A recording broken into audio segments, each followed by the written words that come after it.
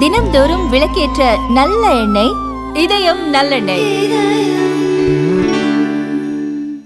தமிழே சொல்லிட்டுமா? 30 ஆண்டுகள் புதுச்சேரியில் பெரிய மாற்றம் வரணும் தான் போராடணும். ஆட்சி வந்தது, மாற்றம் வரல.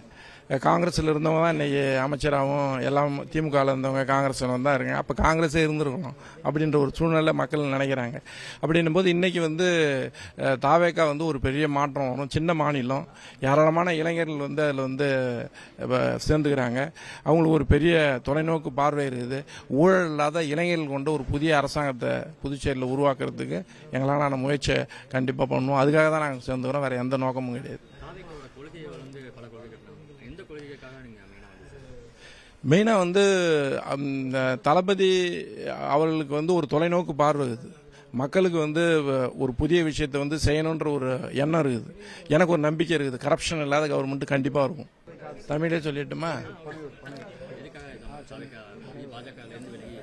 30 ஆண்டுகள் புதுச்சேரியில் பெரிய மாற்றம் வரணும் தான் போராடணும். ஆட்சி வந்தது, மாற்றம் வரல.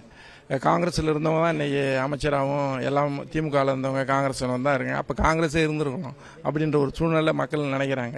அப்படின்னும் போது இன்றைக்கி தாவேக்கா ஒரு பெரிய மாற்றம் வரும். சின்ன மாநிலம், ஏராளமான இளைஞர்கள் அதில் சேர்ந்துக்கிறாங்க. அவங்களுக்கு ஒரு பெரிய தொலைநோக்கு பார்வை இருக்குது.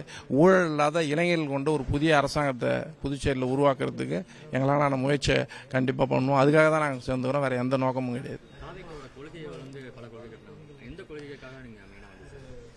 மெயினாக அந்த தளபதி அவர்களுக்கு ஒரு தொலைநோக்கு பார்வை இருக்குது. மக்களுக்கு ஒரு புதிய விஷயத்தை செய்யணுன்ற ஒரு எண்ணம் இருக்குது. எனக்கு ஒரு நம்பிக்கை இருக்குது. கரப்ஷன் இல்லாத கவர்மெண்ட் கண்டிப்பாக இருக்கும்.